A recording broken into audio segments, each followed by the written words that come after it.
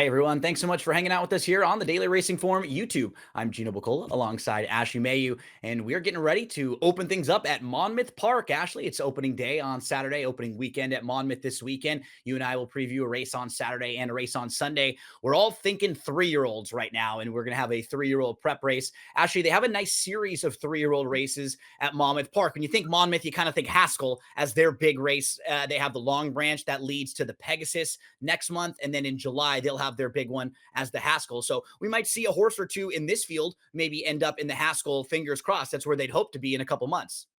Absolutely, maybe a stepping stone to that larger event and just a really great meet at Monmouth Park.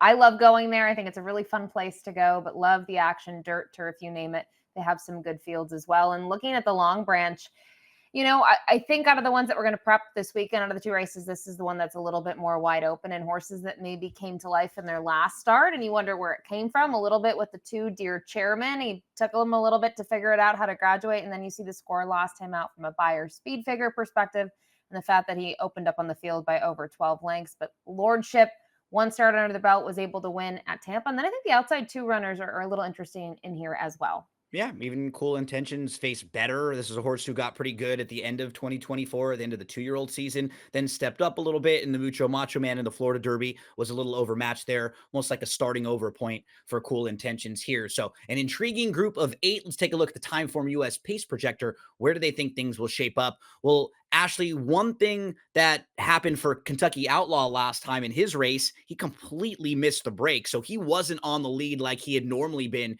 in his first 2 starts, but he's pretty quick when things go well for him out of the starting gate. The 4 Baby Duke's also very fast. That wouldn't shock me. And then when we see a horse like Dear Chairman so impressive on the lead, I always expect that they're probably going to want to do something similar again because it worked out so well for them. So no shock for me to see those 3 horses up towards the front end. Yeah, and obviously we don't know how the meet's going to play, right? So no races in the book. It's hard to say how the track's going to play, but I would agree with this pace projection from our friends at Timeform. I think the interesting thing about Kentucky Outlaw, as you mentioned, showed speed in those first 2, then had all chances sort of go out the window last time out. They're going to put the blinkers on for the first time, so I think they are going to be on a send mission. You get blinkers and you get Paco. So generally that's going to signal that you're going to go and they'll be forwardly placed in here. Let's meet the field for the Long Branch. $100,000 up for grabs. This is going to go as race number 9 on Saturday, a mile and 70 yards over at Monmouth Park on opening day. Cool Intentions got really good. He looked like a nice up and coming 2-year-old at the end of the season last year. He had a December 7th win at Gulfstream Park. That was in a really strong allowance race. He beat a horse that ended up winning a stakes race in a few starts following that. And then he's in the Mucho Macho Man. He was only 7-2 that day. Didn't really fire, Ashley, in a race that was won basically on the front end. So you can excuse that for him. He's off a few months and he shows back up in a really tough spot. He's in the Florida Derby. How good does that race look now when the runner-up Sovereignty comes back and wins the Kentucky Derby? So, I mean, this is major class relief for him, but he's a real tricky read for me, kind of starting over, it almost feels like, but he does go second off the bench. And I just wonder how he's going to be able to handle the 2 turns. We've only seen it that one time at Gulfstream. You mentioned it's the Florida Derby, so I can't really assess anything from there. But I will say his races prior to his stakes tries, I thought they were good. I liked that he could rate and be comfortable sitting. If you Yeah. think the pace is going to be a little quick in here, I think he gets the right setup. The Mucho Macho Man, you bring up a great point. He took play in there. I think he went off at second choice and guns loaded. Took them on the front end. Don't necessarily love what he's gone on to do in his last 2, Treaty of Rome. It's no secret. I loved him down at Tampa, and then I just don't know what happened, right? So not sure the quality in the Mucho Macho Man. We'll see. Maybe those are horses that'll regroup and be able to roll later in their 3-year-old campaigns. But I think this is a good spot for him to test the 2 turns, and I just think it comes down to trip. I think he could get a sweet setup. Doesn't matter who you're facing. When you win a race by 12 plus lengths, it's always impressive. That was the case for Dear Chairman. And he was facing New York breds, maiden special weight New York breds up at Aqueduct. And Ashley, we have a replay of his race last time out. Like, by far, his 2 best races are when he showed speed. And they opened him up early in this last race. He crushed. And the races come back strong. The runner-up actually came back to win next time out at the same level with the 77 Buyer speed figure. Yeah, I think those things are promising. I think the way he does this, he keeps to task and is able to draw clear. And it's a very nice win. My one question is sort of where did it come from? It's not like the Buyer boost was huge. I know he ran a 64 in the past, but still, it's a 15-point jump. I have reservations. Is he going to make the lead that easy? I don't think so. Is he going to show that he can pass horses? He has in some of his races. On debut at Parks, he showed that even 2 starts back when he was towards the back of the pack, but close enough to the action, he was able to roll. I just have a tough read on him because I see that Yep. performance, and I don't want to say it came out of nowhere, but it does shock me a little bit. So, not sure I can use him on top, but I think he's a horse that's intriguing in the exotics. Yeah, I just had a tough time reading the type of trip he's gonna get in Mhm. here. I think sort of the same way with you. Like, he's not as fast, I don't Yeah. think, as some of the fast horses in here. I don't necessarily know if he's gonna wanna sit Mhm. and pass like some of the others. Lordship, the number 3, comes off of a really nice debut, and this horse is actually a half to Grade 3 winner Hall of Fame, who we just saw perform pretty well at Churchill Downs last weekend against Good Stakes Company. Ashley, I have no problem with this effort. This horse kind of had a bad start too. Hopped at the start, was fifth, was about 8 lengths off of it, made a huge 4 wide move up the challenge, and then was able to push on by here and wrapped up late. Visually, this is impressive first time out of the box. Absolutely. And I think kind of looking at the quality that Chad raced all meet long at Tampa, he brought some nice horses. It is interesting to note, though, that he is cross entered in the Peter Pan, which would be on Saturday as well. He would have to face his stablemate Hill Road if he opts for the spot in New York. So curious to see what they'll do. I do think, kind of maybe also depends where they want to go from here. I do think if they're looking at other races at Monmouth, this is a nice test to the surface. And I have no knocks on the debut. I thought he was very professional, can take away a lot from that and take a step forward. And how big of a step forward does he need here? I don't think it needs to be huge. I think he needs Yeah, to make some sort of a step forward, but it doesn't need to be a huge jump up.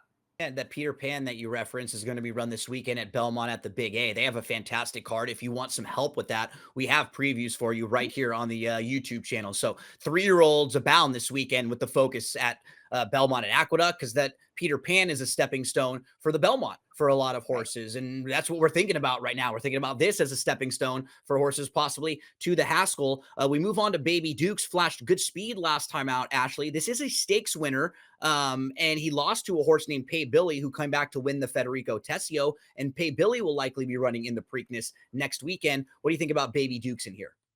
I think it's interesting from a speed perspective. I know his win, they sort of went slow in that race two back at Parks around 2 turns, but last time out, they went quicker. He held for a minor piece. I know it was a compact field. It was at Laurel. Hey, Billy, you talked about in terms of what he was able to do next time out. I think he's a very interesting runner in that sort of region of the U.S., just his performances where he's traveled to. Think Baby Duke's another one that I think for me is like a fringe player. I think you're using him underneath. I'm not sure they're going to go slow enough on the front end that if he is forward, that he's going to be able to maintain that. I think the pace is just going to be a tad quick for him. Yeah, I think I kind of want to see him prove it at this level, facing maybe a little bit tougher in here. Happily Delusional, love the name of this horse every time I get a chance to talk about him.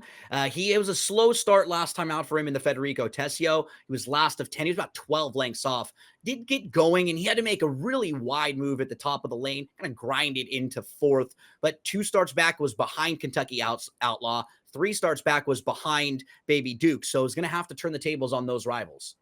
And I think with his running style, if the pace is hot, it's great. But he also puts himself at a disadvantage because he's towards the back. Sometimes he has to fan wide. He loses ground. But a, a horse that I don't know, he's not that far below some others in Yeah. here. So again, if you do think the pace is hot, I could see making a case for him as a horse that could maybe round out the try in here.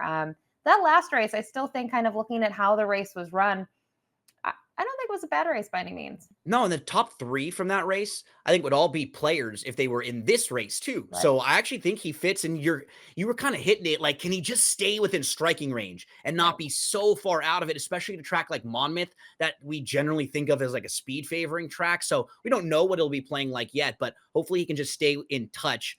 Harrigan, next up, won his first 2 starts over at Parks. Then he moved into Stakes Company, was a little bit overmatched by Baby Dukes. He was just sort of chasing in the second flight all the way around. Can you build a case for this guy? He is a little tough for me. I don't think his figures were flashy. You look at the 7-ace win over the slop. I know he did it impressively.